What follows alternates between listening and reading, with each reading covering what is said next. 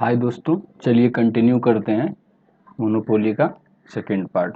ठीक है, अभी इसको ख़त्म कर लेंगे हम लोग। ठीक है, चलिए। तो हम लोग ये देख लिए थे प्रॉफिट और लॉस को टीआर और टीआरटीसी, टोटल रेवेन्यू टोटल कॉस्ट, और एमआरएमसी के माध्यम से कैसे हम उसको ये करते हैं। तो ये प्रॉफिट वाला हो गया, ये लॉस वाला हो गया, ये यहाँ से यहाँ तक लॉस, और टोटल वेरिएबल कॉस्ट वो रिकवर कर पा रहा है। ये पोर्शन जो है उसका क्या है, टोटल वेरिएबल कॉस्ट का, तो वो रिकवर कर पा रहा है यहाँ पे। तो लॉस यही इतना दूर हुआ। यहाँ पे इस मेथड से देख लिए, एमसी टीसी के मेथड से। ठीक है, एमआर और एमसी के मेथड से। अभी हम लोग देखने वाले हैं दोनों में comparison, monopoly versus perfect competition.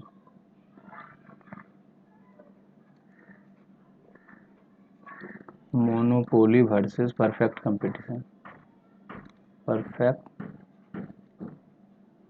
Competition. Okay, क्या क्या अंतर है। पहला अंतर यही है, रिलेशनशिप बिटवीन पी और एमसी। पहला, relationship between price and MC. तो यहाँ पे क्या है, परफेक्ट कंपटीशन में जो होता है, परफेक्ट कंपटीशन की जगह पे हम पीसी लिखेंगे। ठीक है, तो पीसी में होता है P is equal to M C is equal to M R. ठीक है, जहाँ पे M C is equal to M R cut करता था वहाँ पे होता था ये। लेकिन मोनोपोली में क्या होगा, मोनोपोली में क्या होगा, P always greater than M C. ठीक है, ये होगा, ये ध्यान रखिएगा। ठीक है, दूसरा रिलेशन क्या है, दूसरा relation, monopoly equilibrium can occur under all three costs. ठीक है, मोनोपोली इक्विलिब्रियम जो है अकर्स अंडर ऑल थ्री कोस्टेस।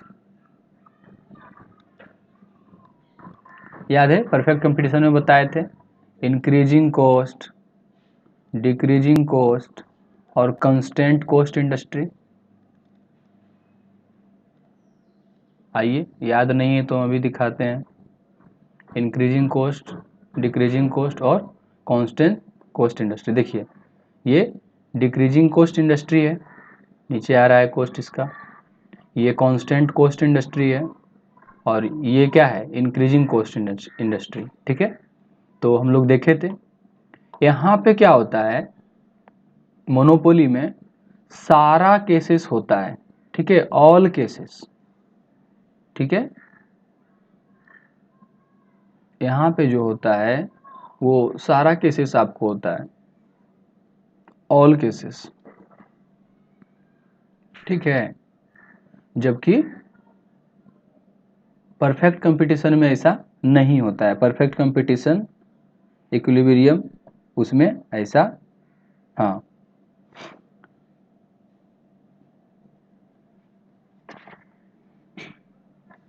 केवल इंक्रीजिंग होता है।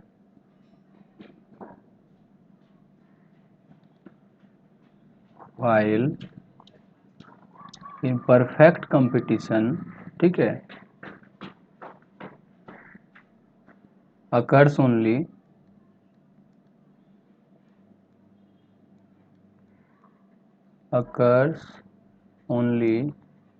when, ठीक है, MC जो होगा वो इंक्रीजिंग है।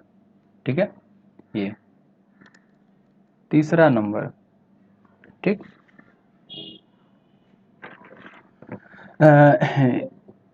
और ये किस लिए होता है, because second order of equation MC curve should cut MRC from below. और ये इसीलिए होता है,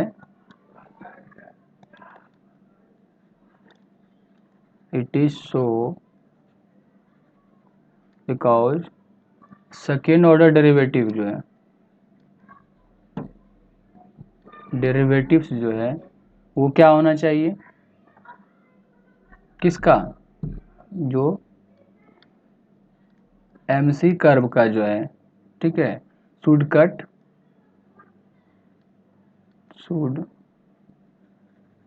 cut MRC curve, marginal revenue curve from below देखते थे डी स्क्वायर पाई अपॉन ये DQ स्क्वायर जो है वो क्या होना चाहिए था, तो लेस देन 0, तो उसको ये होता था, ठीक। तो यहाँ पे उसको मोनोपोली में कुछ नहीं करना है, can be satisfied monopoly in all 3 cases but perfect competition increasing वाला में। चलिए, इतना कथा कहानी के बाद जो है एक बनता है, क्या बनता है, ग्राफ। तो ग्राफ को देख लेते हैं, है कि नहीं। हाँ, चलिए देखते हैं ग्राफ को।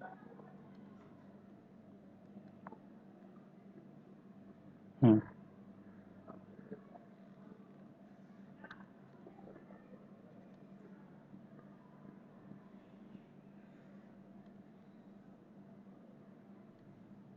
और एक बुक में सारा ग्राफ नहीं मिलेगा, बेहतर है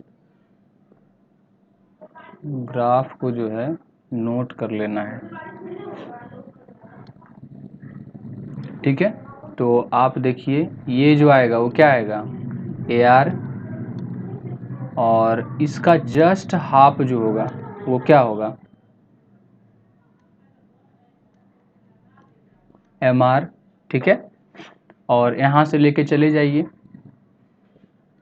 ये ठीक है, ये क्या है, MC और AC, ठीक है। अब यहाँ से जो हम देख रहे हैं, जहाँ पे AC और MR जहाँ से गया है, ठीक है, हाँ, ठीक है, जहाँ पे MC और MR कट किया, ये इक्विलिब्रियम यही होता है, यहाँ से हम ले गए, देखिए तो प्राइस यहाँ है, ठीक, प्राइस ग्रेटर है कि नहीं MC से, ठीक है। तो ये हो गया आपका, और ये हो गया,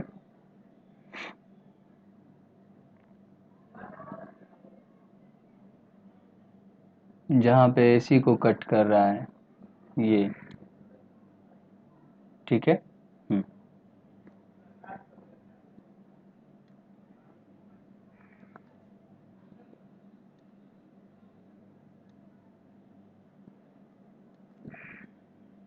चलिए,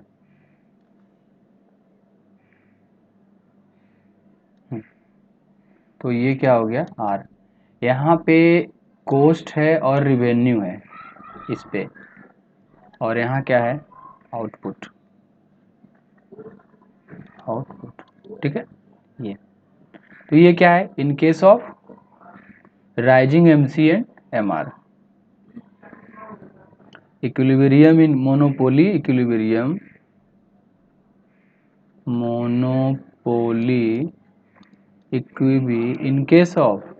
इन केस ऑफ राइजिंग, क्या राइजिंग, MC एंड AC, देख रहे हैं दोनों कर्व ऊपर गया है MC और AC का। अब रिकॉन्स्टेंट वाला देखते हैं क्या होगा, ये इसका जस्ट हाफ ये MR, और ये क्या हो गया AR, ठीक है।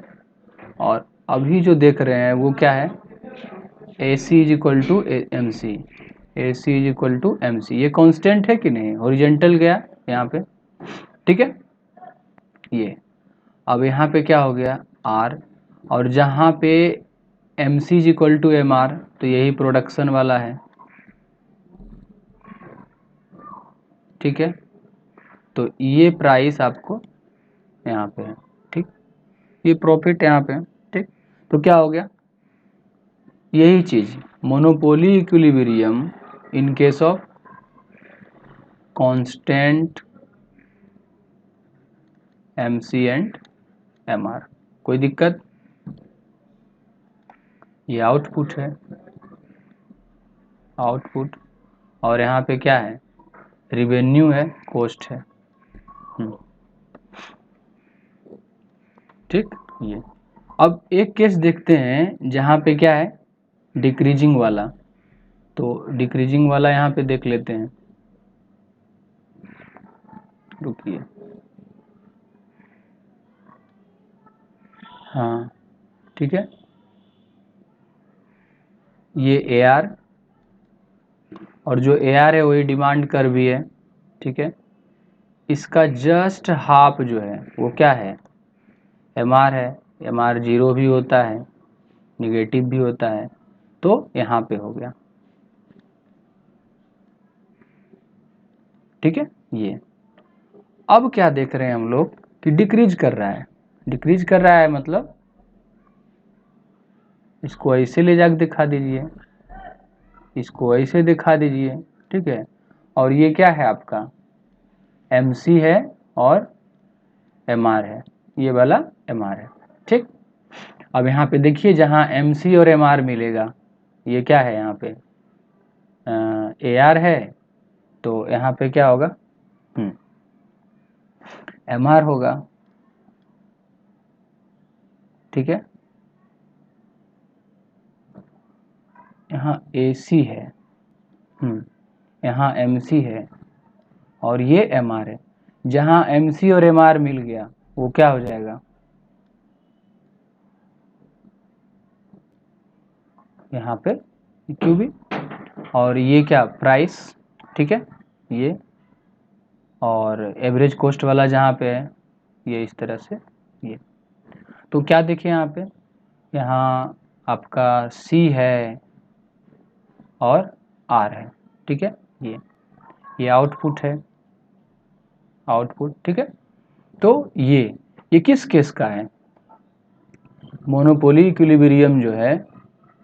ठीक, इन केस ऑफ डिक्रीजिंग MC और क्या, AC, MC और MR जो है वो क्या हो रहा है, डिक्रीज कर रहा है।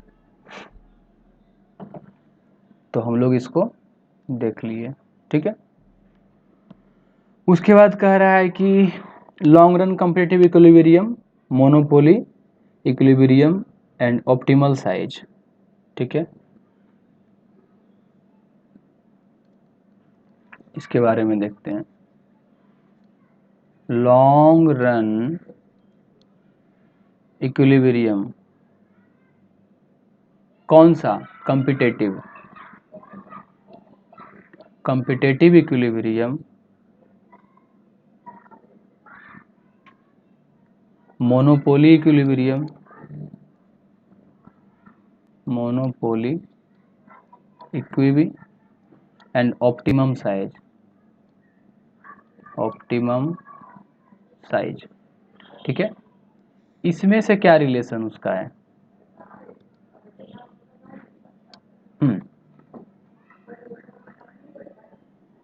इसमें से उसका क्या रिलेशन है। ठीक है, तो कह रहा है कि where is perfect competition, competitive firm जो होता है long run, the minimum point of LRC, perfect competition में जो होता है in long run.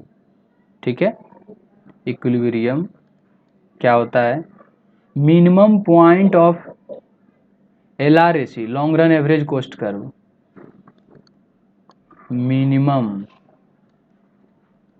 Point of long run average cost curve. ठीक है, यही यहाँ से होता है यहाँ पे। ठीक है, एट द, कहाँ पे इक्विलिब्रियम होता है, at the minimum point of ये। ठीक, मोनोपोलिस्टिक फॉर्म में ऐसा कुछ नहीं है।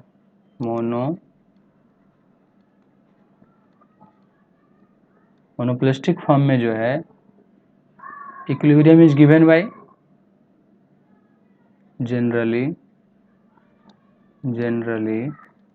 इक्विलिब्रियम जो है एट क्या है, level of output, at level of output where AC average cost is still declining। जहां घट रहा होता है वहां भी होता है, ठीक है। And note it reach its minimum point, वहां मिनिमम पॉइंट पे होता था और यहाँ पे क्या है, और यहाँ एवरेज कॉस्ट घट रहा है वहां भी होता है, ठीक है। And it note reached at minimum point. तो जहां नहीं भी पहुंचा है वहां भी क्या हो रहा है, ये हो रहा है, ठीक है, इक्विलिब्रियम। तो ये हो गया आपका चौथा नंबर। क्या है चौथा नंबर, देखिए, under monopoly super normal profit can persist in long run, जो कि उसे परफेक्ट कंपटीशन में ऐसा नहीं होता है। तो लिखिए under monopoly super normal profit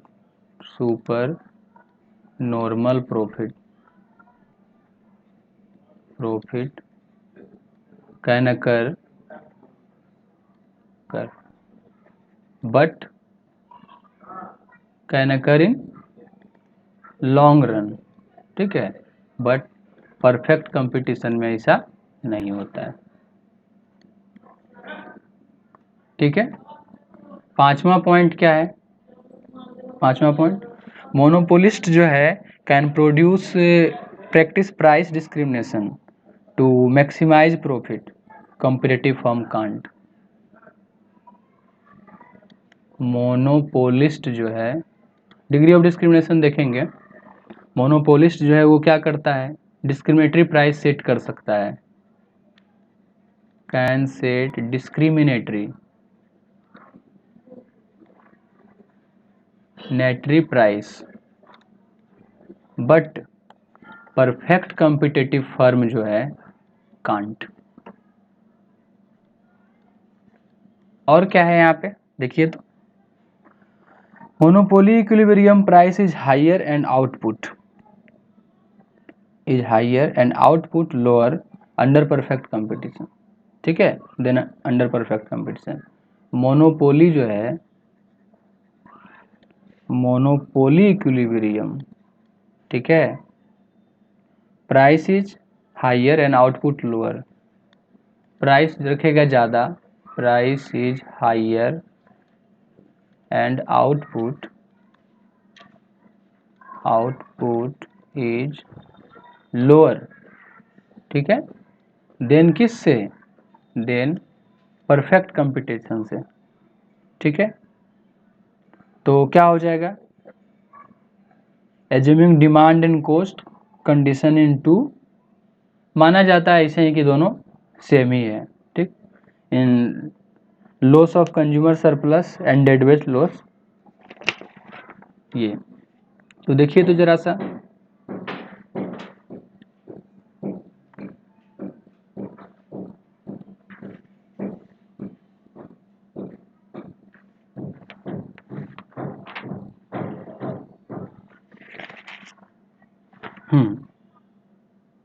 ये अब देखिए,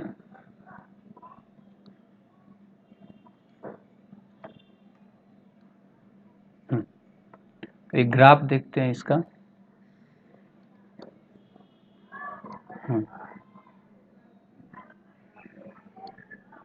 ये क्या हो जाएगा, AR, और इसका जस्ट हाफ, ये क्या होगा,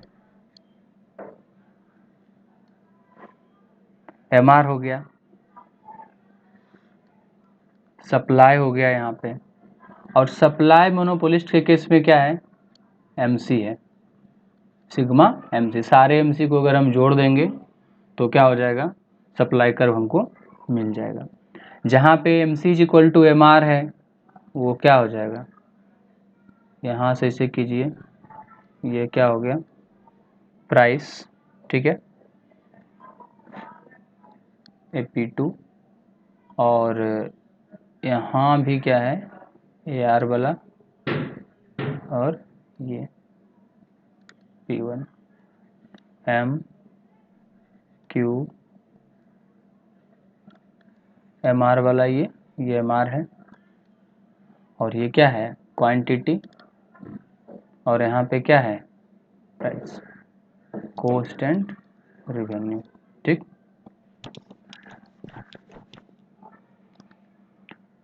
डिमांड कर्व यही है AR वाला जो है। ठीक, तो क्या है under monopoly price is higher and output is smaller, यही बता रहा है।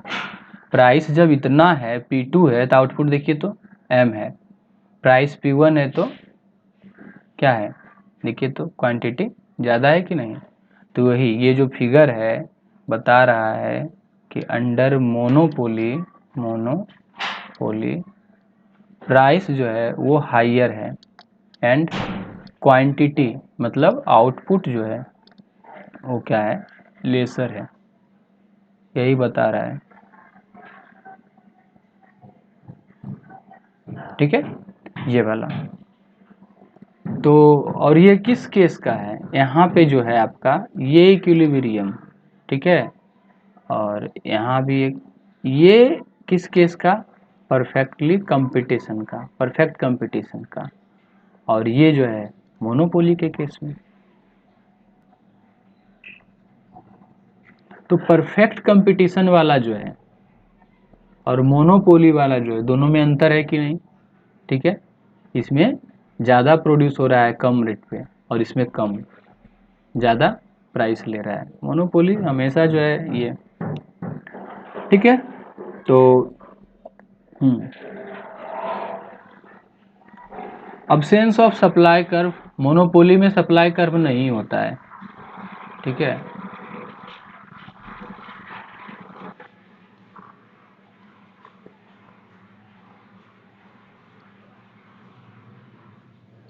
absence of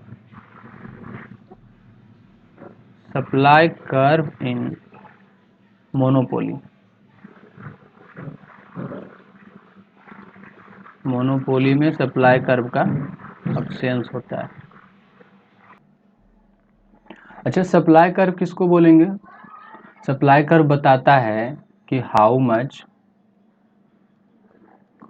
मच ठीक है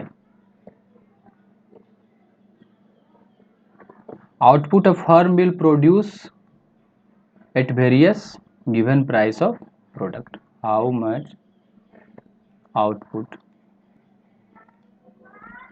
a firm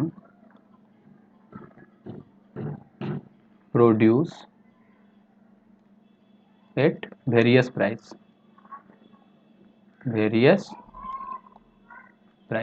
अलग अलग प्राइस पे कोई फर्म जो है कितना प्रोड्यूस करेगा, वही क्या है आपका, तो वही आपका है सप्लाई कर्व। ठीक है, तो मोनोपोली में सप्लाई कर्व का अब्सेंस होता है, और इसमें जो है परफेक्ट कंपटीशन में सप्लाई कर्व होता है। ठीक है,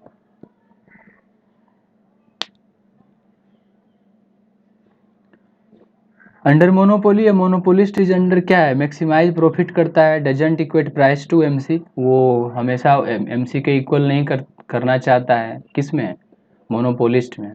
ठीक है, तो इसलिए ऐसा होता है। ठीक, shift in demand can lead to a change in price with no change in output या नो चेंज इन प्राइस। देखिए, तो ये क्या होता है कि अंडर मोनोपोली, लिखिए इसको, इस पे ग्राफ भी देखेंगे, अंडर मोनोपोली ठीक है, shift in demand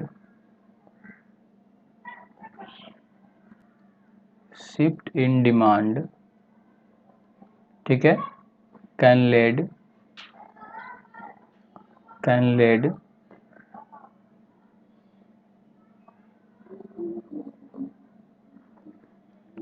to a change in price with no change in output। ऐसा हो सकता है कि डिमांड कर्व को शिफ्ट करने से आउटपुट चेंज नहीं हो, लेकिन प्राइस क्या हो, चेंज हो जाए, ऐसा हो सकता है। या ऐसा भी हो सकता है, और change in output with no change in price, और change in output with no change in price, no change in price, ठीक है, ऐसा हो सकता है। तुरंत इसका ग्राफ देख लेंगे, ठीक है, देखिए तो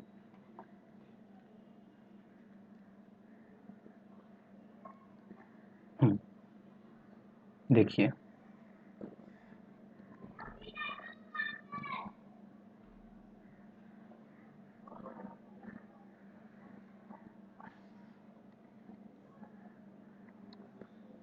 हाँ, अब देखिए इसको अगेन वही, ये क्या है, AR है और ये डिमांड कर्व है, ठीक है। तो ये क्या हो गया, हाँ, पहला जो है वो D2, ये D2 है, और AR2 मानिए, D2 मानिए, और ये क्या होगा आपका MR होगा, ठीक है। तो MR2 मानिए, एक और बनाइए, प्राइस से भी रहना चाहिए, ठीक है, प्राइस क्या होगा, सेम होगा। तो यहाँ से लेके चल जाइए, और ये क्या है, MC है, ठीक है, ये देखिए ये क्या है, MR1 है, और यहीं पे दोनों मिल रहा है कि नहीं, यहीं पे दोनों मिल रहा है, ठीक। तो इस पे इसके करस्पॉन्डिंग जो प्राइस होगा यहाँ, ठीक है, देखिए तो सेम प्राइस पे आउटपुट चेंज हो गया कि नहीं, ठीक हो गया ना ये। और यहाँ से जो है इसके करस्पॉन्डिंग जहाँ से ये टच किया है इस डिमांड को, ये क्या हो गया, ये इसके करस्पॉन्डिंग था यहाँ पे P1 और ये P2, ठीक। तो क्या देखिए कि अलग अलग प्राइस पे लेवल ऑफ प्रोडक्शन क्या है, सेम है, M, P2 पे भी उतना है, P1 पे भी उतना है, ठीक है। यहाँ देखिए, अब यहाँ पे देखते हैं सेम प्राइस पे लेवल ऑफ प्रोडक्शन अलग अलग, कैसे, चलिए देखते हैं।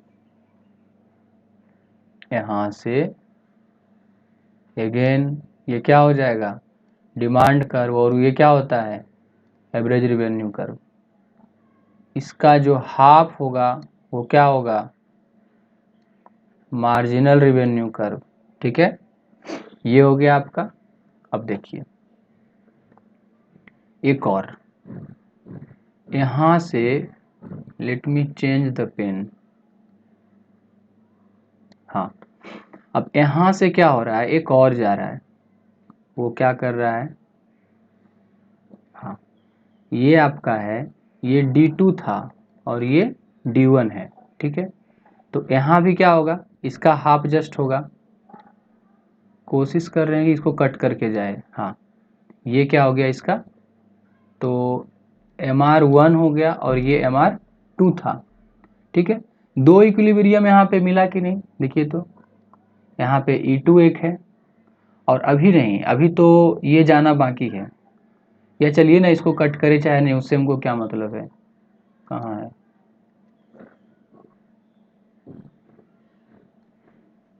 इसका हाफ हमको नहीं मिल रहा था यहाँ से,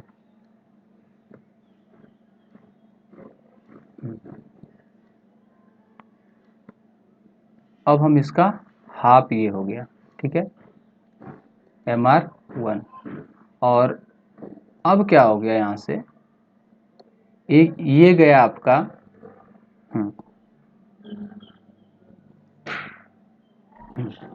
और ये क्या हो गया, MC कर्व हो गया, ठीक है।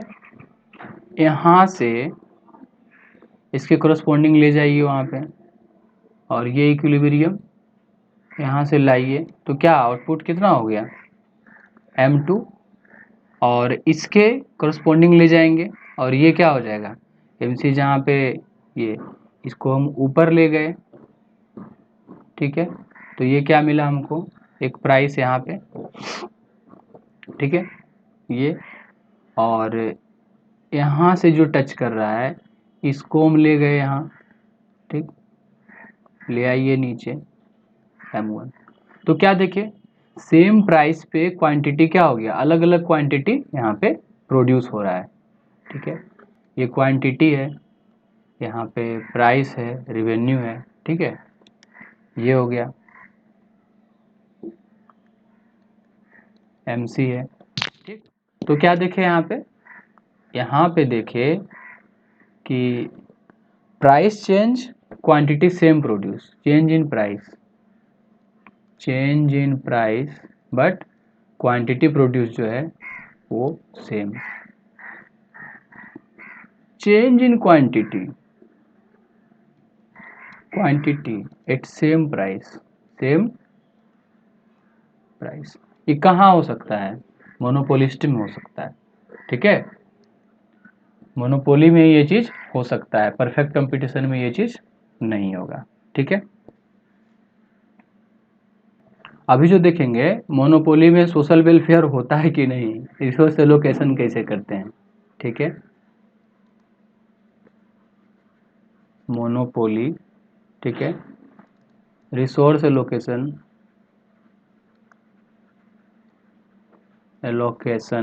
ठीक है, एंड सोशल वेलफेयर, ठीक है, वो भी हम लोग उसको देख रहे हैं। ठीक है, तो केस क्या है अंडर मोनोपोली, क्या है, रिसोर्स आर मिस एलोकेटेड, किसी को ज़्यादा दे रहे हैं प्रेफरेंस, तो मोनोपोली में रिसोर्स क्या होता है, मिस एलोकेटेड होता है, वो सही से एलोकेट सबको नहीं होता है। केस 1 क्या है, कांस्टेंट कॉस्ट कंडीशन। पहला केस जो है, केस कांस्टेंट कॉस्ट कंडीशन, इस केस में क्या होगा, तो कंज्यूमर सरप्लस क्या होता है, कुछ टर्म देखिए, कंज्यूमर सरप्लस क्या होता है, सरप्लस बिलिंग टू पे और एक्चुअल पे दोनों का डिफरेंस। ठीक है, डिफरेंस बिटवीन, ठीक है, कंज्यूमर बिलिंग टू पे और किसका, एंड किसका डिफरेंस, एक्चुअली ही पेड,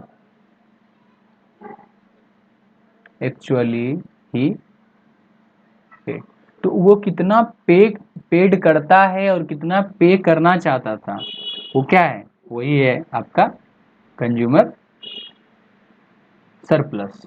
ठीक है, ये हो गया, और इसी में अगर नेट लॉस हुआ, अगर ये निगेटिव आ गया, ठीक है, नेट लॉस को बोलते हैं डेड वेट लॉस। अब वो रिकवर नहीं होगा डेड वेट लॉस। ठीक है, चलिए देखते हैं डेड वेट लॉस क्या है। तो ये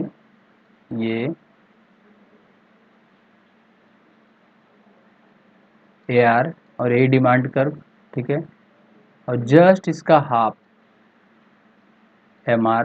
ठीक है, ये हो गया आपका, कहीं भी लीजिए ना, कहीं भी एक क्वांटिटी प्रोड्यूस हो रहा है, ठीक है, M, और यहाँ पे ये N, ठीक है, ये अब देखिए तो MR, और ये क्या है, ये लाइन क्या है, इस लाइन को हम ब्लैक से कर लेते हैं, थोड़ा सा तो एक्स्ट्रा एम्फेसिस मिलेगा। हाँ, ये लाइन जो है AC, और ये AC is equal to MR, यहाँ पे टच किया है, देखिए MR। ठीक है, ये तो ये जो आप देख रहे हैं ना,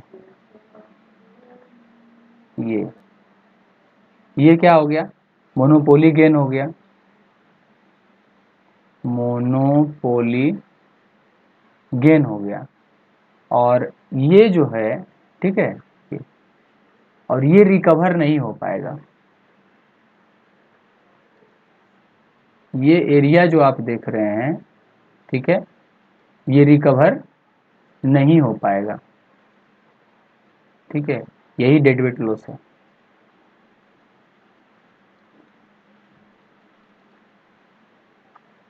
ये लॉस इन कंज्यूमर क्या है, कंज्यूमर सरप्लस, ये कंज्यूमर वेलफेयर का लॉस हो गया यहाँ पे, ठीक। एक प्राइस है यहाँ पे,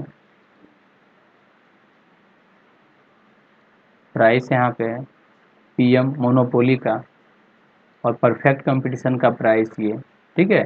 इतना क्वांटिटी प्रोड्यूस करना चाहिए लेकिन कर रहा है इतना ही, तो मोनोपोली इतना गेन कर गया। कंज्यूमर, अगर परफेक्ट कंपटीशन होता ना तो ये पूरा का पूरा सरप्लस जो है वो किसका होता।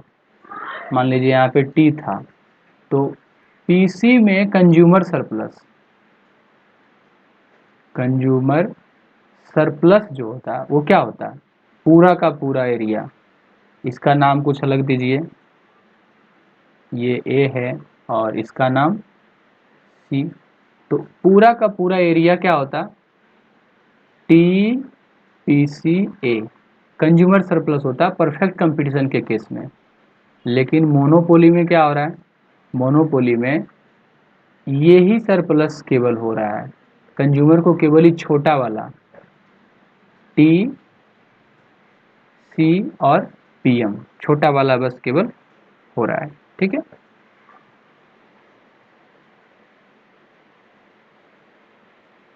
और डेडवेट लॉस क्या हो गया, ये ई कहाँ गया, पर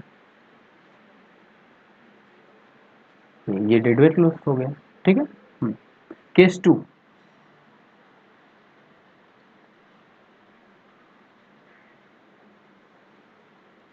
केस टू, सेकेंड केस किसका बात कर रहे हैं, net loss of welfare under monopoly in case of increasing MC, net loss of monopoly, ठीक है, ये वेलफेयर, वेलफेयर अंडर मोनोपोली, ठीक है, in case of, in case of increasing, increasing marginal cost. इस केस में ये सेकेंड वाला देख रहे हैं, ठीक है। ये कह रहा है कि producer surplus is total revenue earn over all the opportunity cost represented by MC curve. Producer surplus क्या होता है, producer surplus excess of, excess of opportunity cost,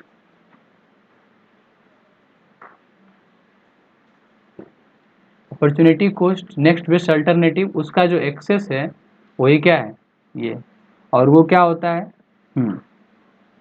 total revenue क्या हो गया, एक्सेस हो गया, और रिप्रेजेंटेड बाई अपॉर्चुनिटी क्या था, एम सी कर्व, ठीक है।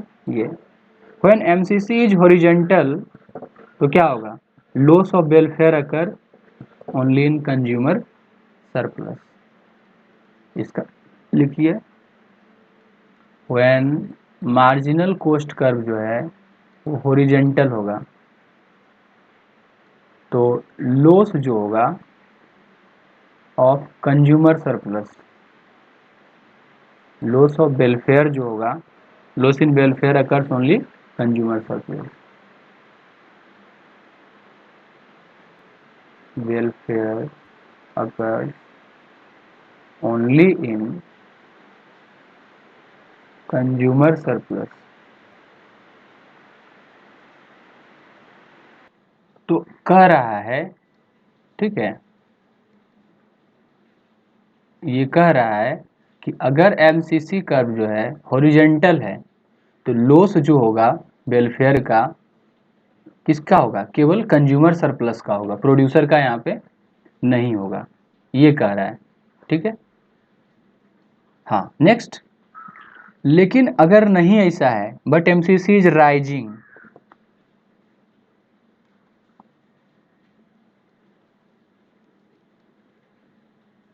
बट एमसी कर्व जो है, मार्जिनल कॉस्ट कर्व जो है, अगर राइज कर रहा है, तब तब दोनों को लॉस होगा।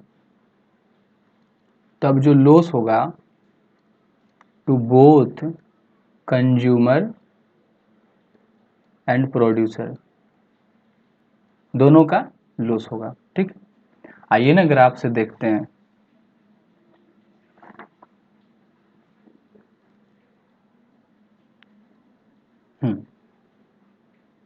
तो अब हम क्या देख रहे हैं, हाँ देखिए, ठीक है, वही बात, ए आर, और यही आपका डिमांड है, और इसका जस्ट हाफ आए, निगेटिव भी हो सकता है एम आर, तो एम आर हो गया। ठीक है, ये क्या है, नीचे से जो जा रहा है वो मार्जिनल कॉस्ट कर्व है। ठीक है, और यहाँ जो आप देख रहे हैं ना, ये इक्विलिब्रियम, ठीक, ले जाइए इसे, ये आपका प्राइस है। ठीक है, तो प्राइस मोनोपोलिस्ट का, ठीक, और यहाँ पे जो टच कर रहा है, यहाँ पे भी क्वांटिटी प्रोड्यूस, जहाँ पे एमसी और एआर डिमांड को, ये, तो ये क्या हो गया आपका क्यू, और ये क्या हो गया एम, और ये जो है वो किसका है, पीसी है। परफेक्ट कंपटीशन वाला जो प्राइस है, मोनोपोलिस्ट ये नहीं होता तब, तब के केस का। ठीक है, ये है आपका। ठीक, और इस कर्व पे क्या क्या आया है लिख दीजिए। तो ए आर आया है, एम आर आया है, एम सी आया है। ठीक है, ये चीज़ आया, ऐसी नहीं आया है। ठीक, ये आया आपका। अब देखिए तो ज़रा ध्यान से देखेंगे यहाँ पे, तो ये तो सही है। अगर प्राइस ये होता तो कंज्यूमर सरप्लस क्या होता, पूरा ये एरिया होता। ठीक है, प्राइस अगर ये प्राइस होता तो ये ट्रेंगल क्या होता, कंज्यूमर सरप्लस होता कि नहीं, ये वाला ट्रेंगल। ठीक है,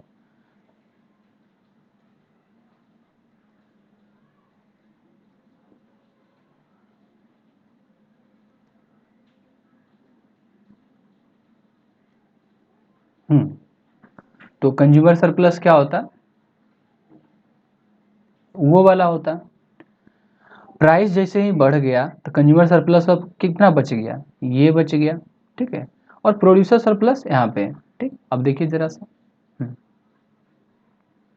ये जो आप देख रहे हैं ऊपर वाला, ठीक,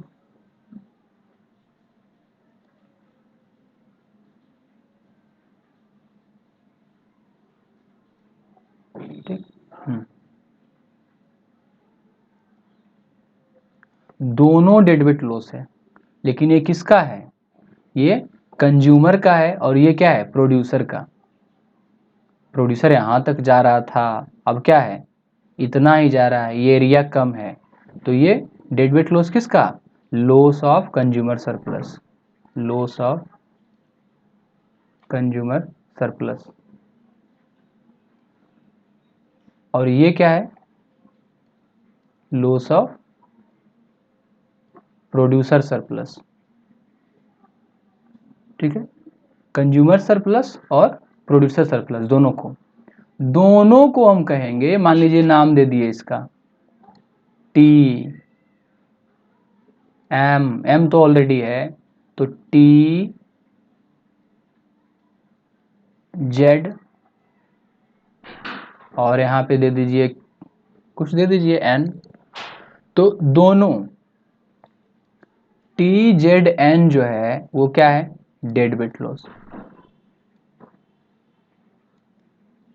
तो जो पहले बात बोले उसको हम लोग क्या किए, प्रूव कर दिए ग्राफ से। ठीक है, दोनों केस में। ठीक, प्राइस डिस्क्रिमिनेशन अब देखेंगे हम लोग।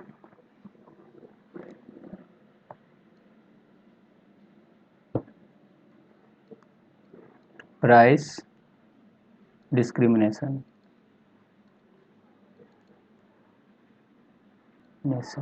ठीक है। ये चलिए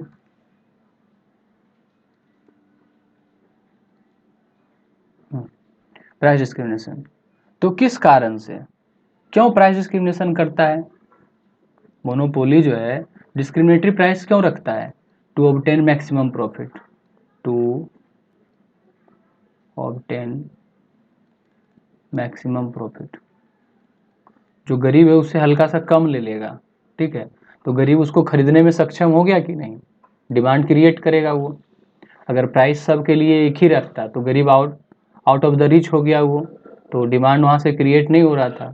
और जो अमीर है, जो अफोर्ड कर सकता है, उससे क्या कर लेगा, ऐंठ लेगा पैसा।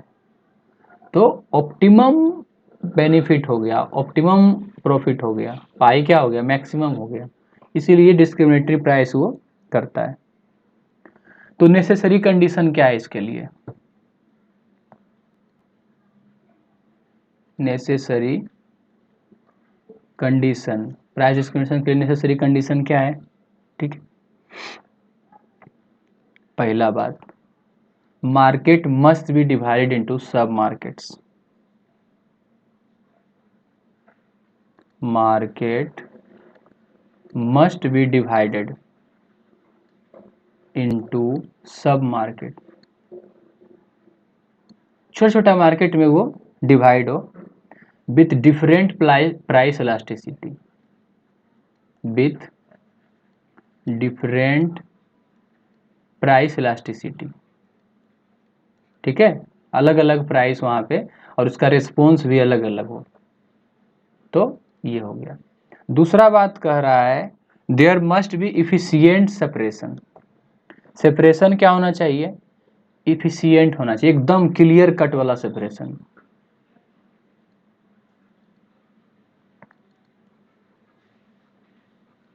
इफिशियंट सेपरेशन होना चाहिए of sub market, of sub market. Sub market का जो है सेपरेशन क्या होगा, इफिशियंट होगा। क्यों? सो दैट अगर नहीं होगा तो जहाँ पे कम पैसा में मिल रहा है लोग वहाँ से खरीद के, और जिस मार्केट में ज़्यादा पैसा में मिल रहा है वहाँ पे क्या करेगा, बेच देगा। तो ये चीज़ को रोकने के लिए, so that no reselling, no reselling can occur, ये नहीं हो, ठीक है, from low price market to high price market, from low price market to high price market, ठीक है। इसलिए प्राइस डिस्क्रिमिनेशन किस कारण से होता है? What are the reason behind price discrimination, ठीक है।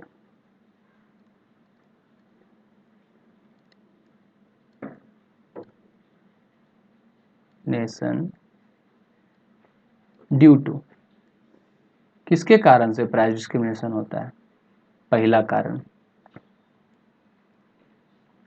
पहला कारण है कंज्यूमर पिक्यूलियरिटीज।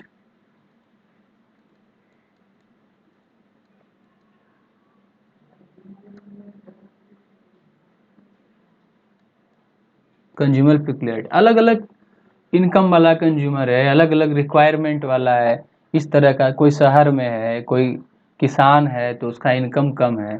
तो पहला कारण कंज्यूमर पिक्यूलियरिटीज हो गया। दूसरा नेचर ऑफ गुड, कोई गुड क्या है, लग्जरियस है, तो कोई गुड क्या है, मैंने नॉर्मल डे लाइफ में यूज करने वाला इसेंशियल गुड्स है। तो जो इसेंशियल गुड्स है क्या करेगा, प्राइस डिस्क्रिमिनेशन उसमें करेगा, लोग लेगा ही लेगा, इसीलिए। तीन वाला जो है, due to distance from border frontier, ठीक है,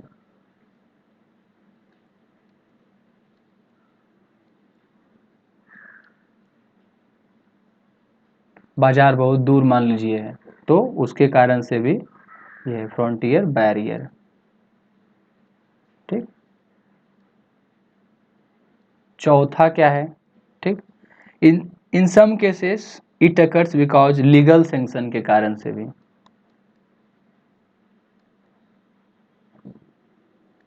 गवर्नमेंट बोल देगी कि मान लीजिए कि प्राइवेट कंपनी है जो इलेक्ट्रिसिटी प्रोड्यूस करती है, ठीक है, तो या उसको मैनेज करती है, गवर्नमेंट क्या बोलेगी, गरीब से जो है कम रेट पे लो, ठीक है, तो लीगल सैंक्शन हो गया कि नहीं। तो ये सब कारण से जो है वो होता है। इक्विलिब्रियम ऑफ डिस्क्रिमिनेटिंग मोनोपोलिस्ट, अब ये देखेंगे हम लोग। Equilibrium of discriminating monopolist, discriminating monopolist,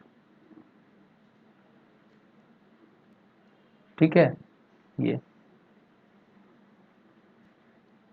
ठीक। तो क्या हो जाएगा, यहाँ पे ग्राफ हम लोग देखेंगे इसमें।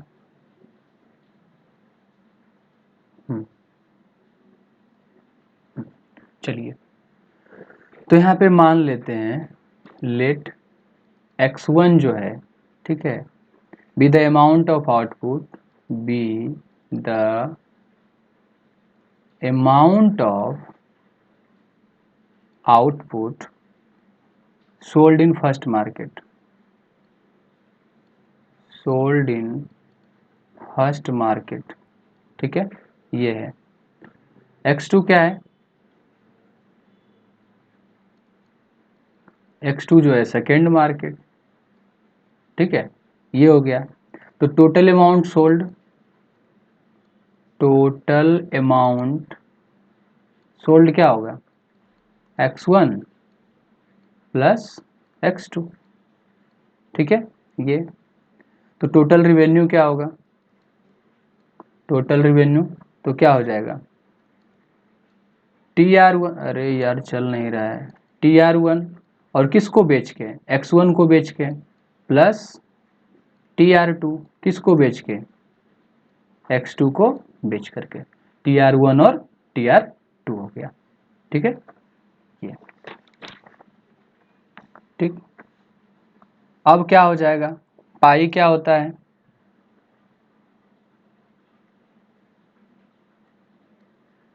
पाई क्या होता है, TR माइनस TC, ठीक है, ये होता है।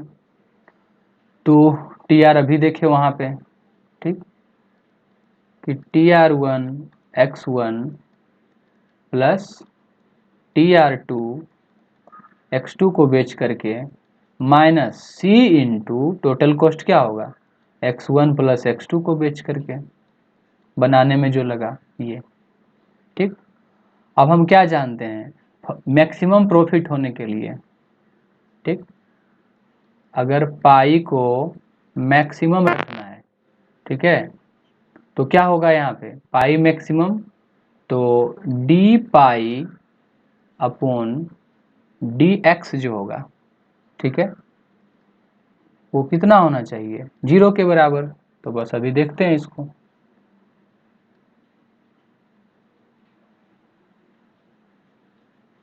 जीरो के बराबर यहाँ पे, तो चलिए इसको करते हैं, ठीक है। तो पहला मार्केट में जो बेचे हैं, ठीक है, डी पाई अपॉन dx1, तो क्या हो जाएगा, TR1 x1 अपॉन क्या, ये माइनस C का डेरिवेटिव, ठीक है, और जो आप बेचे हैं x1 बनाने में जो लगा था टोटल, प्लस x2 बराबर 0, ठीक है, इक्वेशन 1। उसी तरह से D pi upon D x2, तो TR2x2 minus C dash x1 plus x2, ठीक है, ये इक्वेशन 2, ठीक है, ये हो गया आपका। अब दोनों इक्वेशन से हमको मिला क्या, ये तो सेम ही है ना, ये और ये दोनों क्या है, सेम है, दोनों ये दोनों सेम है, ठीक है। तो हमको क्या मिला यहाँ पे, फ्रॉम 1 एंड 2, फ्रॉम 1 एंड 2 हमको क्या मिला, हमको यही मिला कि TR1X1 जो है, ठीक है, ये इज इक्वल टू TR2X2 बराबर जो है C dash X1 plus X2। अगर ये 0 के बराबर है तो इसके बराबर ये, इसके बराबर ये, दोनों आपस में बराबर है, तो ये हमको मिला। तो यहाँ से हमको यही मिला कि मोनोपोली को इक्विलिब्रियम में होने के लिए, मैक्सिमम प्रॉफिट कमाने के लिए जो MR1 होगा, ठीक है, पहला मार्केट का, और जो MR2 होगा, ठीक है, वो बराबर होगा किसका, MC का। ये चीज निकल के हमको आया, ठीक है। चलिए तो हम देखते हैं यहाँ पे कि इसी चीज को ग्राफ में हम लोग देखते हैं कैसे हुआ। आइए बने रहिए मेरे साथ, ठीक, ये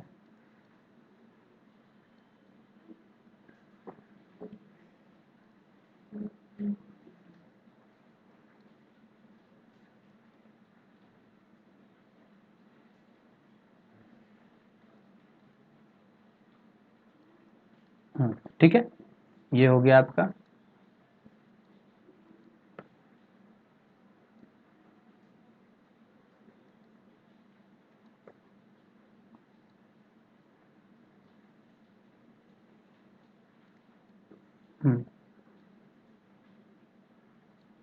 ठीक है, फिर वही कहानी,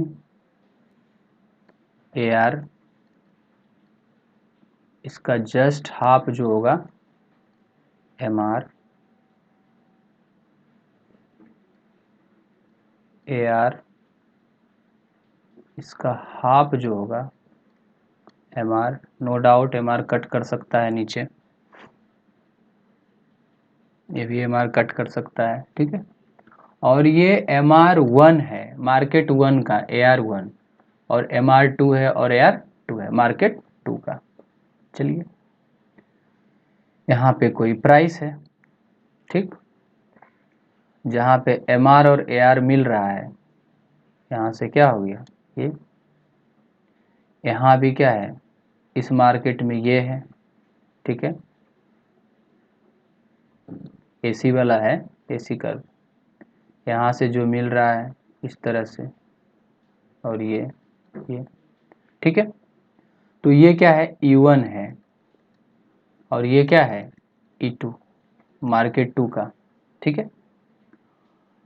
अब यहाँ पे है ये P1 और यहाँ पे है P2, ठीक, दोनों को सम करेंगे, ये मार्केट 1, मार्केट 1, मार्केट 2 का है ये, ठीक, इस पे प्राइस है और इस पे क्वांटिटी है, प्राइस है, क्वांटिटी है। इसको अगर हम सम करेंगे दोनों चीज को, तो इसका ऐसे था, सेकेंड मार्केट का कुछ ऐसे था, और जो रिजल्ट आया उसको जरा सा हम ठीक से दिखाते हैं, ऐसे, ठीक है, ये रिजल्ट आया, और यहाँ से क्या हो गया, MC कर्व ऐसे करके पास किया इस पॉइंट से, ठीक है। ये कौन सा कर्व है,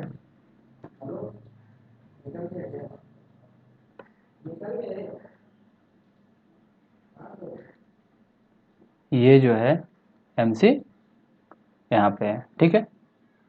तो ये जो हम देखे, ये केस, ये यहाँ पे ये प्राइस, ठीक। तो ये क्या है, MR1 प्लस MR2, और ये एक्स स्टेरिक जो आप देख रहे हैं वो क्या होगा, X1 प्लस X2। यहाँ पे कहाँ, वेर इज, ये X1 और X2, तो X क्या हो जाएगा, स्वाभाविक है, टोटल ना हम देख रहे हैं यहाँ पे, तो ये हो गया आपका, ठीक। Equilibrium of diminishing discriminating monopolist, तो ये जो हम देखे वो किसका था, डिस्क्रिमिनेटिंग मोनोपोलिस्ट का। इक्विबी of discriminating monopolist, discriminating monopolist,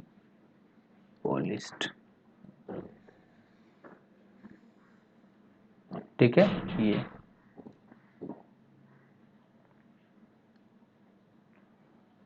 ये जो फिगर सब देखे, तीनों फिगर, ठीक है। नेक्स्ट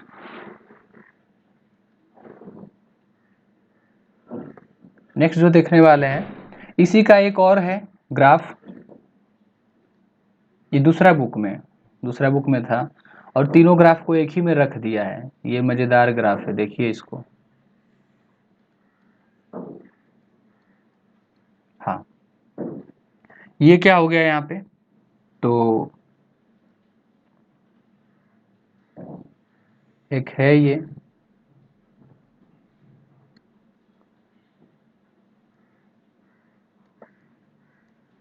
MR1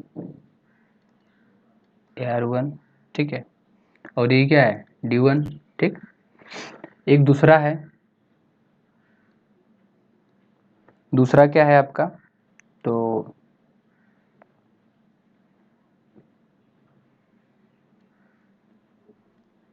MR2, ठीक है, और ये क्या है D2, ठीक है, और ये जो आया वो फाइनल आया,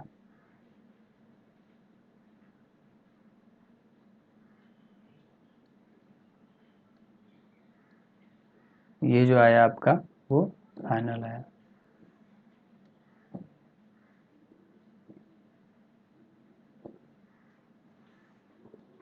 ये क्या है D1 प्लस D2, ये क्या है आपको MR1 प्लस MR2, ठीक है। अब ले करके चले जाइए यहाँ से किसको, MC कर्व को, तो यहाँ पे जो आपको मिल रहा है, ये पेन को चेंज कर लेते हैं, यहाँ पे जो आपको मिल रहा है, ठीक है, ये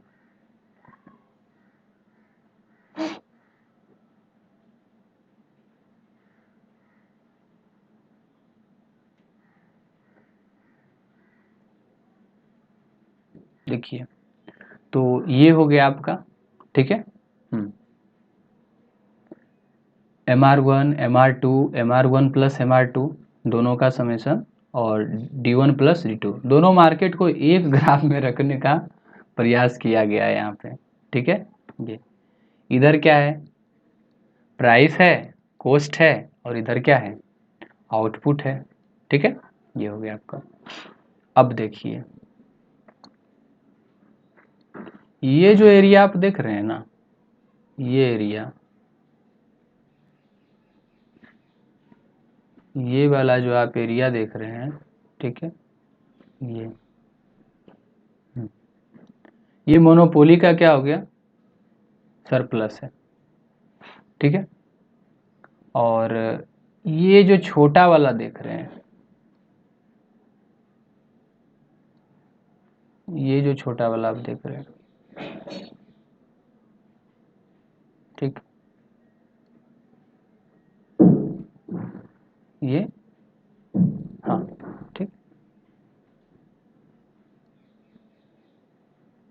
जब वो परफेक्ट कंपटीशन में होता तो कुछ इस तरह का होता।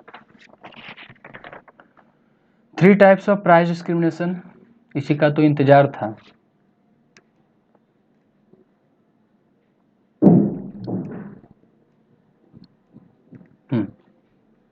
Different types of price discrimination, different types of price discrimination. क्या क्या? तो किस आधार पे होता है? 3 आधार पे। पहला आधार जो है पर्सनल, या तो सबसे क्या कीजिए, अलग अलग चार्ज कीजिए, ठीक है। Different prices are charge to different people, different prices are charge to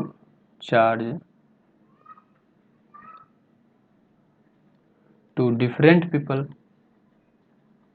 ये दूसरा क्या हो सकता है? दूसरा क्या हो सकता है आपका? दूसरा हो सकता है लोकालिटी के आधार पे, अलग अलग रीजन के आधार पे है प्राइस का हम डिस्क्रिमिनेशन किए। तीसरा क्या हो गया? तीसरा अकॉर्डिंग टू यूज, जैसे इलेक्ट्रिसिटी यूज हो रहा है कहाँ पे, कॉमर्शियल पर्पस के लिए, उसका रेट ज़्यादा रखेंगे। हाउस होल्ड के लिए हो रहा है तो कम रखते हैं, सिंचाई के लिए हो रहा है कम रखते हैं, तो उस आधार पे। लेकिन इसके सिवाय भी जो है एसीपी को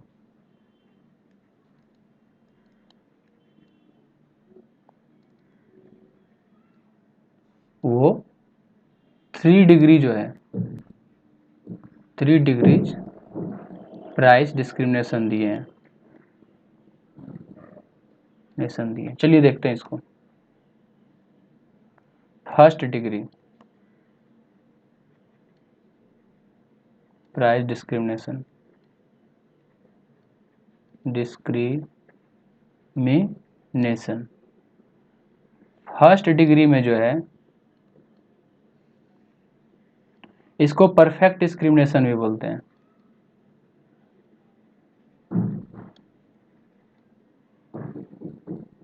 क्यों बोलते हैं? मैक्सिमम एक्सप्लॉयटेशन, मैक्सिमम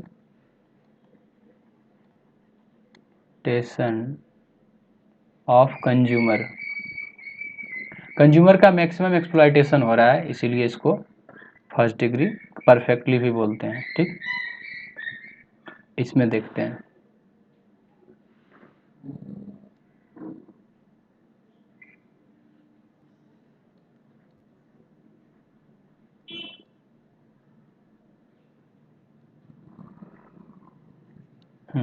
ठीक है, ये यहाँ पे पी है, प्राइस है, कॉस्ट है।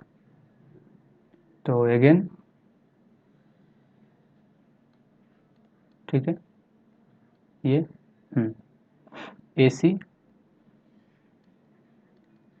और एसी के जो नीचे से जाए वो एमसी, एमसी। तो जो आप देख रहे हैं, ठीक है,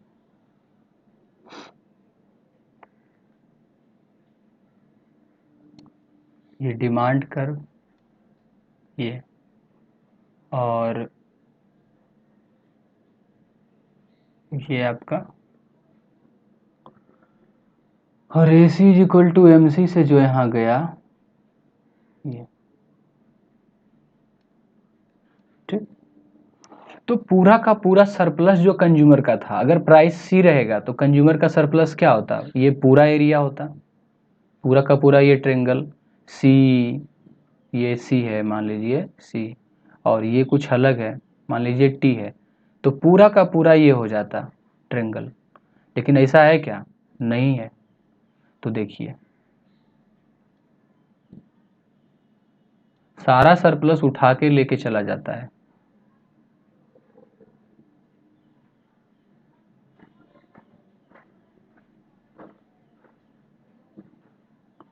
परफेक्टली डिस्क्रिमिनेशन जो है, परफेक्ट डिस्क्रिमिनेशन, फर्स्ट डिग्री में सारा कंज्यूमर सरप्लस को कौन ले जाता है? मोनोपोलिस्ट ले जाता है।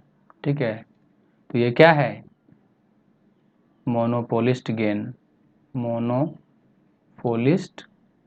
प्रॉफिट। और ये क्या था?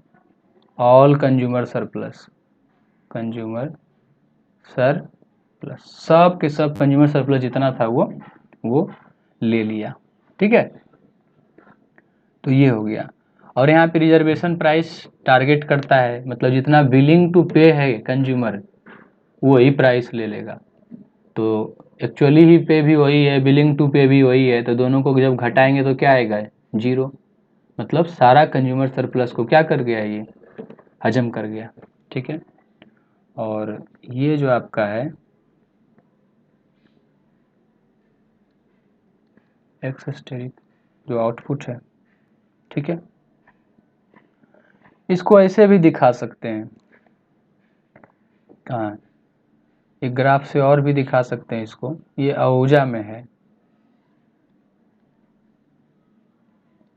वो आहूजा का ग्राफ नहीं था, दूसरा ग्राफ था। तो ऐसे दिखा सकते हैं, देख लीजिए मोटा मोटी।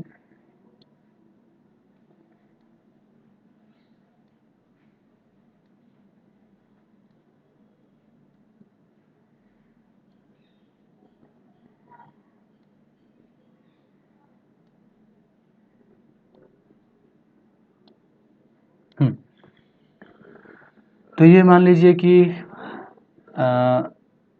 1 2 3 4 5 6, 1 2 3 4 5 6। तो पहला यूनिट के लिए चार्ज कितना कर रहा है? 6 रुपया। दूसरा यूनिट के लिए 5 रुपया। इस तरह से कर रहा है। तो कुछ बच रहा है क्या कंज्यूमर को? कुछ नहीं बच रहा है, नथिंग, बस यही है। और ये जो आपका है क्या है? AR is equal to MR।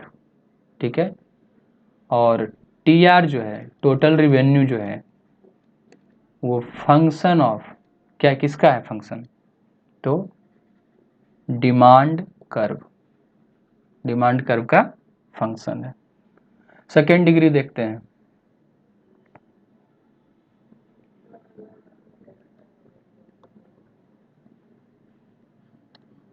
Second degree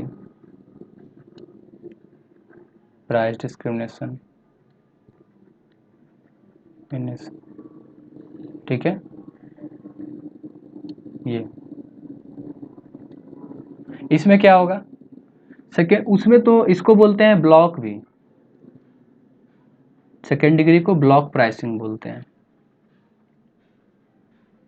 first degree में क्या देखे थे? फर्स्ट डिग्री में देखे कि इंडिविजुअल से लिया गया अलग अलग प्राइस। ठीक है, इसमें क्या होगा? ब्लॉक ऑफ पीपल या ब्लॉक ऑफ गुड्स से अलग अलग प्राइस लिया। मान लीजिए 5 से 10 गुड्स का प्राइस अलग होगा, 100 लीजिएगा इकट्ठा तो इतना लगेगा। इस तरह से ब्लॉक बनाए हुए हैं। ठीक है, तो उससे जो लेगा ये charge different prices for different ranges और ग्रुप ऑफ आउटपुट। क्या कह रहा है यहाँ पे? Monopolist is able to charge, ठीक है, charge different prices for different ranges और ग्रुप ऑफ आउटपुट। ठीक है, इसके लिए sellers takes away a part of consumer surplus. First degree में सारा कंज्यूमर सरप्लस ले रहा था, यहाँ पे क्या है? Take a part of consumer surplus, part of consumer surplus. ठीक है, पूरा यहाँ पे नहीं ले रहा है, एक उसका हिस्सा ले रहा है, कंज्यूमर सरप्लस का एक हिस्सा ही ले रहा है वो। ठीक है, ये ओके। ये तो सेकेंड डिग्री का देख लेते हैं ग्राफ, ग्राफ बिना तो होगा नहीं। आइए देखते हैं सेकेंड डिग्री का ग्राफ। बने रहिए। हाँ, इकोनॉमिक्स बहुत खूबसूरत सब्जेक्ट है अगर सही से पढ़ा जाए तो, ठीक है। It need a lot of, क्या लोट ऑफ, सेल्फ स्टडी।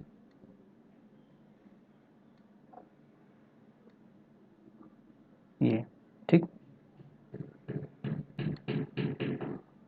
हाँ, ये देखिए, और ये मान लीजिए यहाँ पे 30 रुपया प्राइस रखा, 40 रुपया, 50 रुपया, और ये 10 गुड्स का, 20 गुड्स, मतलब देख रहे हैं रेंज यहाँ पे 1 से 10 तक उतने लगेगा, फिर 10 से 20 के लिए अलग होगा। अगर 20 गुड्स लेंगे 10 से 20 में देखिए प्राइस घट गया तो 40 रुपया लगेगा, और उससे ज़्यादा अगर लेंगे 30 लेंगे तो फिर 30 रुपये आपको देगा, ठीक।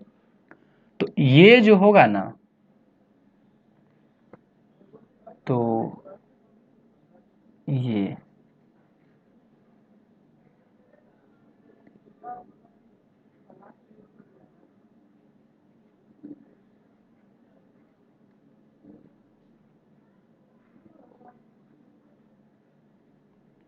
ये जो आप देख रहे हैं, ठीक है, ये क्या है, ये क्या है आपका, नीचे क्वांटिटी हो गया और ऊपर क्या है, ये डिमांड वाला हो गया, ठीक है, और ये प्राइस है, प्राइस। तो यहाँ पे ये कंज्यूमर सरप्लस है, जितना भी आप देख रहे हैं कंज्यूमर को स्टील सरप्लस मिला है, ठीक है। भले ही मोनोपोली 40 रुपया रखता तो 40 रुपया रखने पे क्या होता कि पूरा का पूरा ये कंज्यूमर सरप्लस होता परफेक्ट कंपटीशन में। लेकिन क्या हो गया कि ये क्या बोल रहे हैं 10 क्वांटिटी तक जो है, क्या हो गया कि मोनोपोली ठीक है इतना लिया, लेकिन ये भी उसके बाद भी बचता है। तो जितना ये देख रहे हैं वो क्या है, कंज्यूमर सरप्लस। तो एक्सप्लॉयटेशन सेकेंड डिग्री में फर्स्ट डिग्री से कम हो रहा है, यही शो कर रहा है। एक और ग्राफ इसी पे देखते हैं,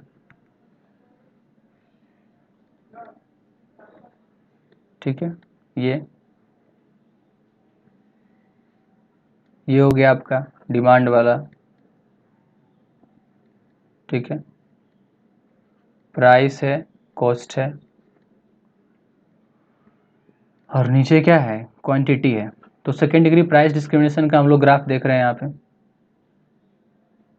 ये ये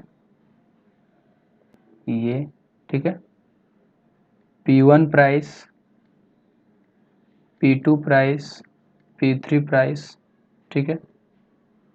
अब देखिए यहाँ पे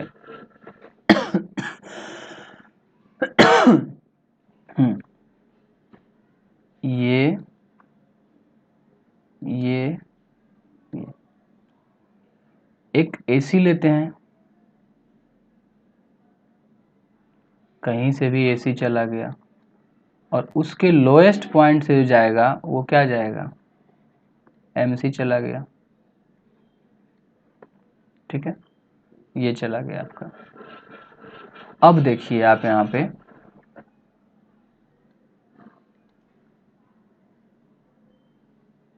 ये स्टेप फंक्शन जो है,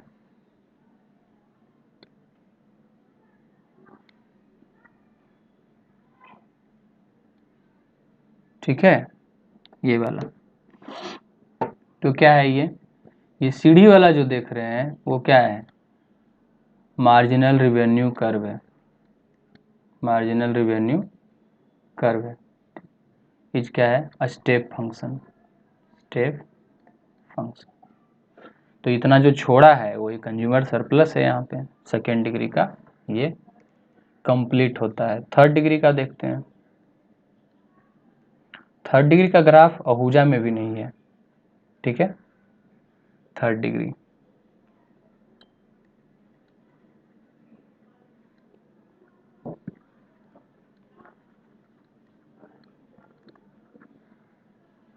मिनेशन, थर्ड डिग्री प्राइस डिस्क्रिमिनेशन, ठीक है। तो इसमें क्या होता है ये तब अकर होगा जब दो या दो से अधिक मार्केट में इसको क्या करते हैं, ग्रुप बना देते हैं, ठीक है, of consumer. Monopolist partition more groups of consumer.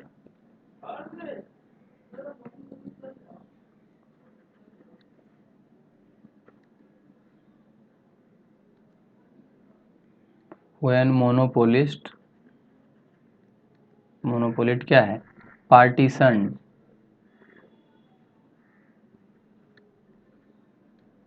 To और मोर ग्रुप, दो या दो से अधिक ग्रुप में जब उसको बना दिया, किसको, टू कंज्यूमर, कंज्यूमर को दो या दो से अधिक ग्रुप में जब बना दिया तब ये होगा। और बढ़िया से सेपरेट अगर कर पाएगा तभी थर्ड डिग्री होगा, नहीं तो नहीं होगा। इसमें एक्सप्लॉयटेशन बहुत कम हो रहा है, आइए देखते हैं।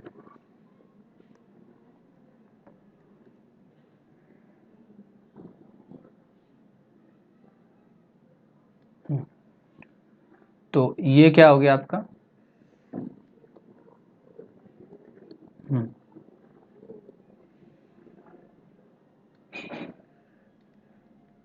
ठीक है।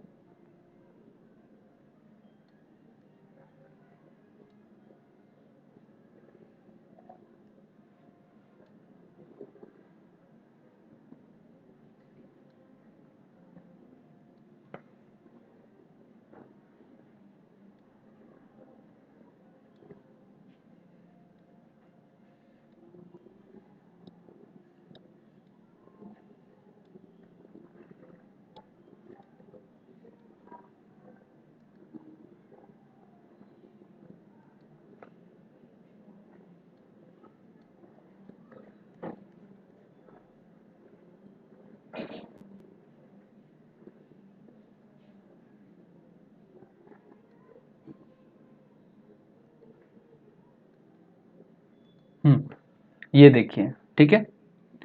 तो ये प्राइस P2 और प्राइस जो है वो P है, ये B A C, ठीक।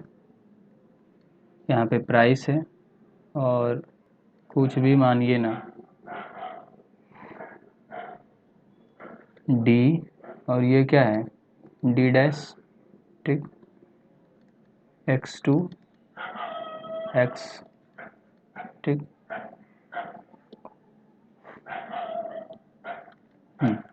अब कह रहा है कि अगर मानते हैं कि ये मोनोपोलिस्ट जो है सेल करता है OX एट P, ठीक है, let monopolist sell OX at P पे बेच रहा है OX, तो सरप्लस क्या होगा उसका,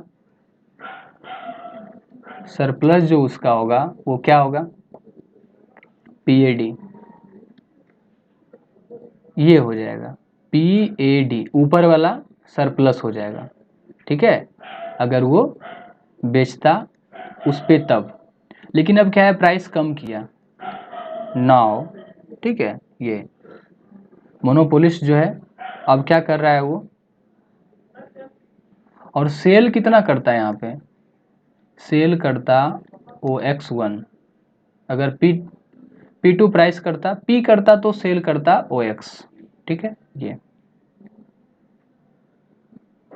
तो अब क्या है कि एज्यूम मोनोपोलिस्ट सेल OX1, ठीक है, एट प्राइस P प्राइस पे ही जो है, P प्राइस पे ही OX1 बेचता है, तो क्या हो गया, उसका हानि हो गया ना यहाँ पे, तो ही लोस्ट क्या हो गया, ठीक।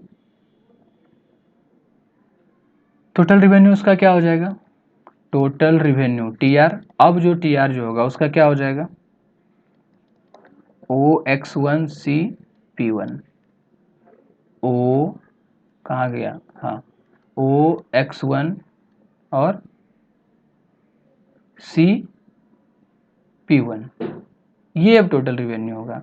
तो इसका क्या हो गया, ये लॉस हो गया ना, मोनोपोलिस्ट हैज क्या है, manage to take the part of ये इसमें से कंज्यूमर सरप्लस का जो हिस्सा था उससे क्या किया, ये निकाल लिया। कहने का मतलब यही है कि कुछ को इस पे बेचा, P1 P पे बेचा, इतना को P पे बेचा, ठीक है, ये P पे बेचा, और इतना मटेरियल को P1 पे बेचा। तो कंज्यूमर सरप्लस ये पूरा ट्रायंगल था पहले PAD, उससे इतना को क्या किया, निकाल लिया। Able to take consumer surplus, ठीक है, कितना, P1 P B और E, इतना वो निकालने में सक्षम रहा, यही थर्ड डिग्री है, ठीक है। तो ये हो गया आपका, ठीक।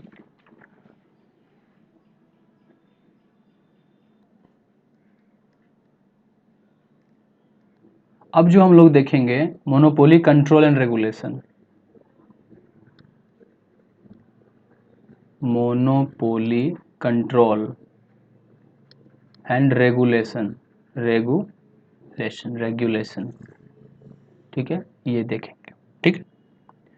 तो आप कैसे कैसे कंट्रोल कर सकते हैं कोई भी मोनोपोलिस्ट को कंट्रोल, और क्यों ज़रूरत है, क्योंकि एक्सप्लॉयटेशन जो है कंज्यूमर सरप्लस का वो ज़्यादा करता है, ठीक। तो आप कंट्रोल कर सकते हैं लीगल सैंक्शन से, government legal sanction, legal sanction से, TIO।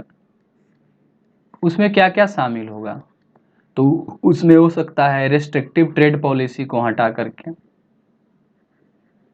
Remove restrictive trade policies, ठीक, and fixation of higher price, and fixation of higher price, higher price, इसको करके आप कर सकते हैं। दूसरा तरीका क्या है, reduce incidence of market,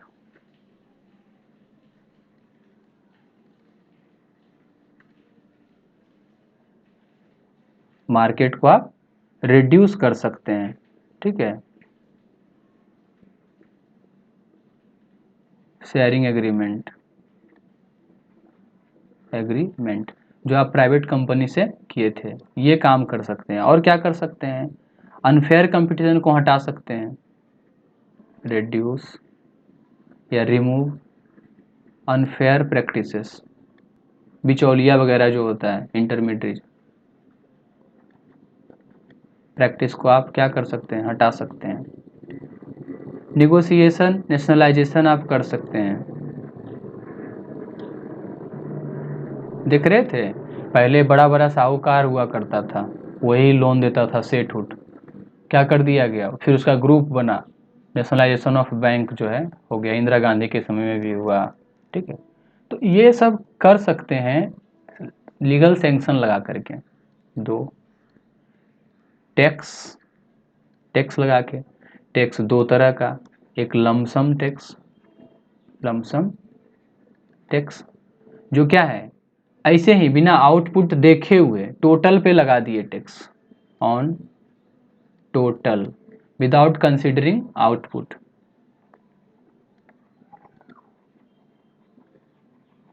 considering output, ठीक है। स्पेसिफिक टैक्स लगा सकते हैं, स्पेसिफिक टैक्स जो कि प्रोपोर्शनल टू आउटपुट होगा, प्रोपोर्शनल टू आउटपुट होगा। तो ये सब कर सकते हैं, ठीक है। आइए देखते हैं प्राइस रेगुलेशन, इसका ये ग्राफ देखते हैं।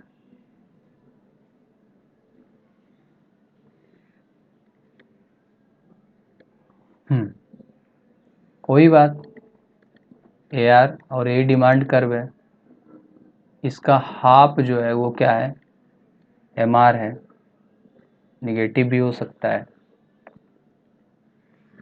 ये क्या है,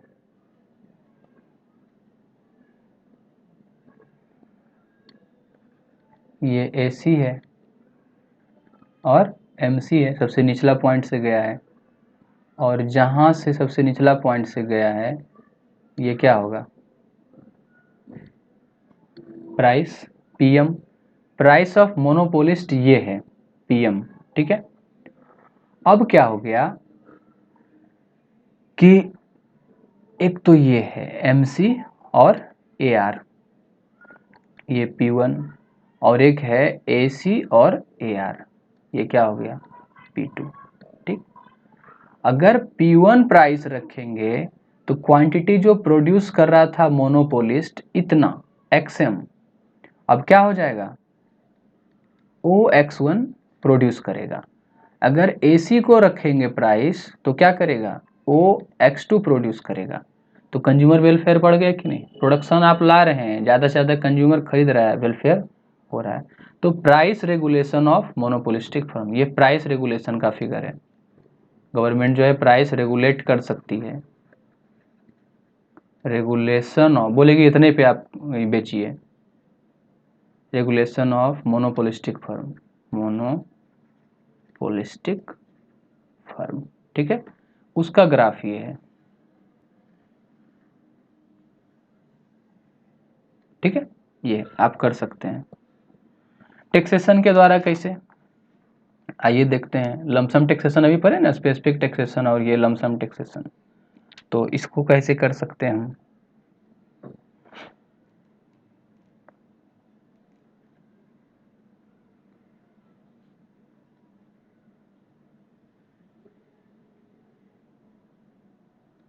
चलिए इस साइड आ गए तो अब देखिए टैक्सेशन वाला में क्या होगा, हमको पेन चेंज करने दीजिए,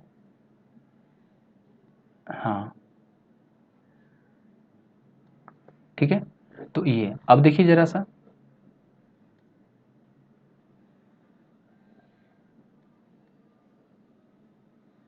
ये ठीक, यहाँ भी वही कहानी, AR और ये डिमांड कर भी है, ठीक है, और ये क्या हो गया आपका MR, ठीक। अब यहाँ पे क्या होगा, टैक्स हम लगा रहे हैं, तो पहले AC यहाँ था,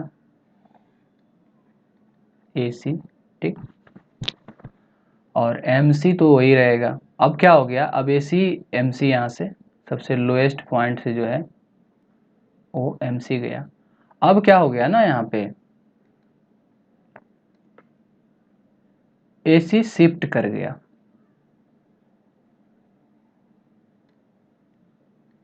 AC1 हो गया, ठीक है। कहीं भी छटना यहाँ जरूरी नहीं है, लोएस्ट पॉइंट से खाली जाना चाहिए, तो लोएस्ट पॉइंट इसका यही है, ठीक है। चलिए ना चेंज कर देते हैं,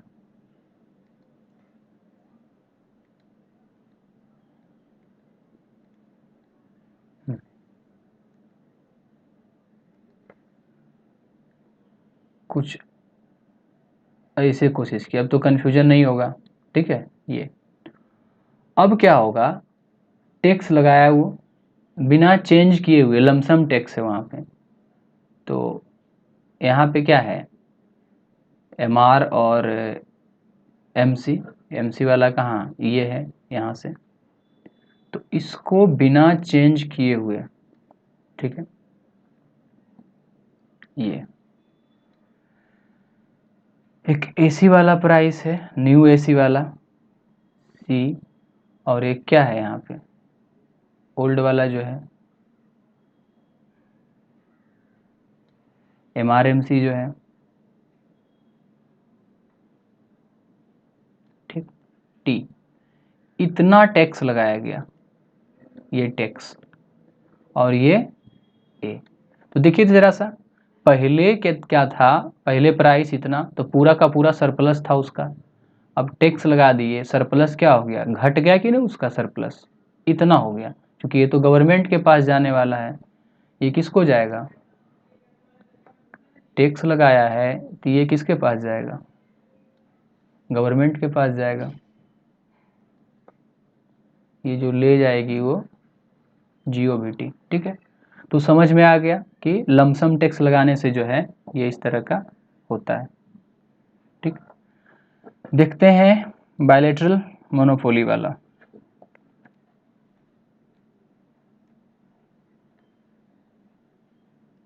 बायलेटरल मोनोपोली, बायलेटरल मोनोपोली। ठीक, ये देखते हैं बायलेटरल मोनोपोली किसको बोलेंगे। बायलेटरल मोनोपोली बोलेंगे, इसका डिफिनेशन लिख लीजिए। ऐसे तो सिंगल सेलर है, सिंगल बायर है, ठीक है। तो बोलेंगे बायलेटरल मोनोपोली इज एग्जिस्ट किस केस में, ठीक, when one producer has, when one producer has क्या है, वन बायर, ठीक है, वन बायर, ठीक। और वन प्रोड्यूसर क्या है, मोनोपोलिस्ट होगा, मोनोपोलिस्ट। तो क्या बोलेंगे, ये है। और प्राइस इसमें कैसे सेट होगा, price is decided by negotiation से, बातचीत करके, क्योंकि दोनों अपने आप में हीरो है, प्रोड्यूसर भी है और कंज्यूमर भी है। लेकिन हाँ, पहले ग्राफ देख लेते हैं, तब लेकिन आपको और बढ़िया से समझ में आएगा।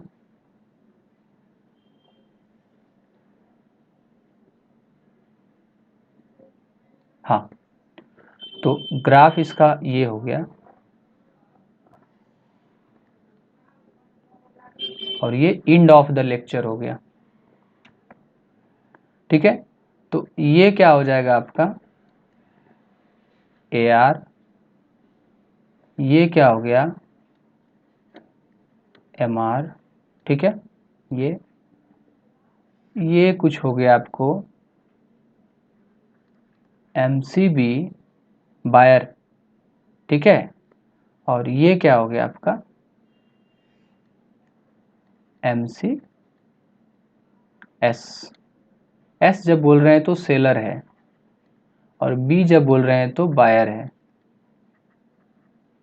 बायर है, ठीक है। ये अब देखिए फटाफट,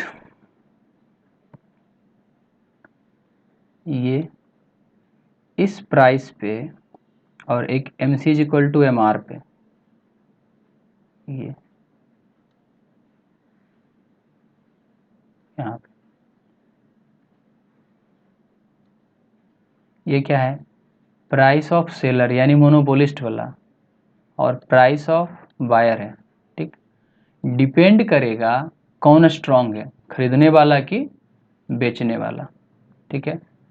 एक्स एस है सप्लायर का क्वांटिटी, और एक्स भी बायर का quantity, equilibrium of bilateral monopoly.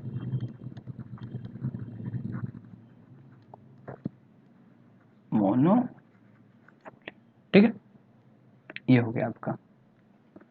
Demand curve भी वही है, AR जो है वो डिमांड कर्व भी है, ठीक। तो कह रहा है क्या कि अगर monopolist seller is all powerful, if monopolist seller is all powerful, powerful, अगर सेलर पावरफुल हो गया, ठीक है, तब क्या होगा, बायर को बिहेव करना होगा सेलर के अनुसार से, ठीक है।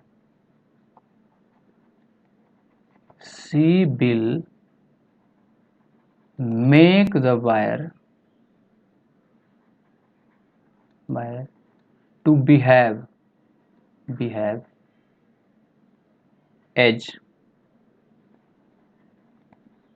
सी विल इक्वेट कहाँ पे, marginal cost of seller is equal to marginal revenue, इस पे करना होगा।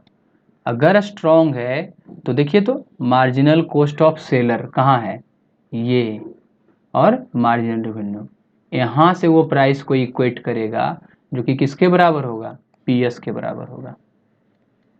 और अगर सेलर, अगर बायर रहा स्ट्रॉन्ग, तो इफ बायर स्ट्रॉन्ग है तो बायर को बिहेव करना, सेलर को बिहेव करना पड़ेगा बायर के अनुसार से, तब जो होगा, तब MC और B वो इक्वेट करेगा इज इक्वल टू क्या होना चाहिए वहां पे, तो क्या होगा AR, ठीक है, तब जा करके ये होगा।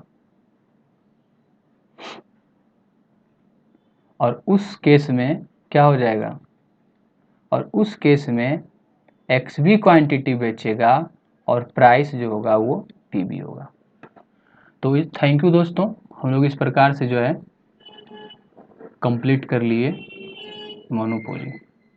ठीक, थैंक यू।